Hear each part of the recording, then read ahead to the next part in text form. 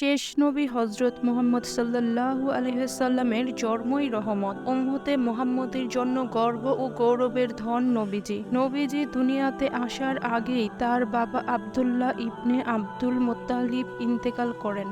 তার মায়ের নাম আমেনা বিনতে ওয়াহাব। তিনিও নবীজিকে একা করে চলে গেলেন মাত্র 6 বছর বয়সে। কোথায় শুয়ে আছেন নবীজি সাল্লাল্লাহু আলাইহি সাল্লামের মাতা আমেনা রাদিয়াল্লাহু আনহা? আপনারা দেখছেন নূরে জাহা।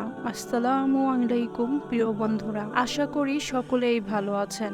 নবীজির মা আমেনা বিনতে ওয়াহাব স্বামীর মৃত্যু সংবাদ পেয়ে বেদনা ব্যথিত কণ্ঠে আবৃত্তি করেন, মরুময় জমিন হাশেমের বংশধর থেকে খালি হয়ে গেছে। মৃত্যু তাকে এক ডাক দিয়েছে। তিনি আমি হাজির বলে চলে গেছেন। তিনি রাঙ্গ ও খুরুশের মধ্যবর্তী এক জায়গায় শায়িত রয়েছেন। মৃত্যু এখন ইবনে হাশেমের মতো কোনো লোক রেখে যায়নি। সেই বিকেলের কথা মনে পড়ে যখন তাকে লোকেরা খাটিয়ায় তুলে নিয়ে গিয়েছিল। মৃত্যু যদিও তার অস্তিত্ব মুছে দিয়েছে, কিন্তু তার কীর্তি মুছে দিতে পারবে না। তিনি ছিলেন বড় দাতা ও দয়ালু। নবীজির বাবা আব্দুল্লাহ মৃত্যুর মাত্র 2 মাস পরে মুহাম্মদ সাল্লাল্লাহু আলাইহি ওয়াসাল্লাম জন্মগ্রহণ করেন। সিনা চাকের ঘটনার পর বিবি হালিমা ভীত হয়ে পড়লেন। তিনি শিশুকে তার মায়ের কাছে ফিরিয়ে দিয়ে এলেন।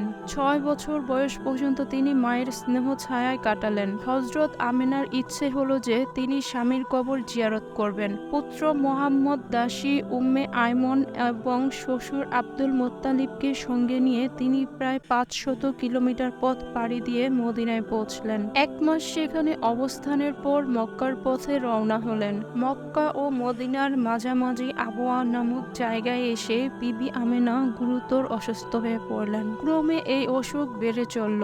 অবশেষে তিনি আবওয়ায় মৃত্যুবরণ করেন। আল আবওয়া সৌদি আরবের পশ্চিম উপকূলে রাবিক এলাকার অন্তর্গত মক্কা ও মদিনার মধ্যবর্তী একটি হেজাজি গ্রাম। এই জায়গায় একটি পাহাড়ের পাদদেশেই তাকে দাফন করা হয়। রাসূলুল্লাহ সাল্লাল্লাহু আলাইহি ওয়াসাল্লামের বয়স তখন মাত্র 6 বছর। জন্মের আগেই বাবা চলে গেলেন না ফেরার দেশে। এখন এত ছোট অবস্থায় হারালেন মাকে, তাও এক অচিন জায়গা মরুর বুকে পাহাড়ের পাদদেশে। আবওয়া নামের সেই স্থানটি তখন রাসূলুল্লাহ সাল্লাল্লাহু আলাইহি ওয়াসাল্লামের কষ্টে কেঁদে উঠেছিল। আকাশ বাতাস হয়তো ভারী হয়ে গিয়েছিল।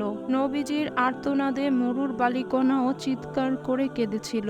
উম্মে আয়মান নবীজির হাত ধরে মক্কার দিকে নিয়ে যেতে চাচ্ছিলেন। নবীজি বারবার পেছনে ফিরে মায়ের কবরের দিকে অপলক তাকাচ্ছিলেন। বারবার ছুটে যেতে চাইছিলেন মায়ের কবরের কাছে। মৃত্যুর আগ মুহূর্তে মা আমিনা উম্মে আয়মানকে কাছে টেনে নিলেন। উম্মে আয়মান রাদিয়াল্লাহু আনহু এর মূল নাম ছিল বারাকা। মা আমিনা বাকরুদ্ধ কণ্ঠে তাকে বললেন, বারাকা, আমি কিছুক্ষণের মধ্যেই এ দুনিয়া ছেড়ে যাব।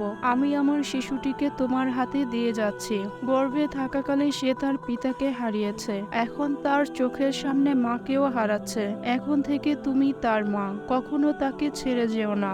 মা আমিনা শিশু মুহাম্মদ সাল্লাল্লাহু আলাইহি ওয়াসাল্লামকে আমানত হিসেবে তুলে দিলেন বারাকার হাতে। বারাকা বলেন, আমিনার কথা শুনে আমার হৃদয় ভেঙে গেল। আমি কান্না শুরু করলাম। তখন শিশুটি হতবিহ্বল হয়ে কান্না শুরু করে দিল। ভয়ে মায়ের কোলে ঝাঁপিয়ে পড়ল। আমিনাও শিশুটির সঙ্গেই ডুকরে কেঁদে উঠলেন। তারপর চিরকালের জন্য নীরব হয়ে গেলেন। শিশু মুহাম্মদ সাল্লাল্লাহু আলাইহি সাল্লাম মা আমিনার প্রাণহীন দেহ নিয়ে বসে আছেন। নিকটে তখন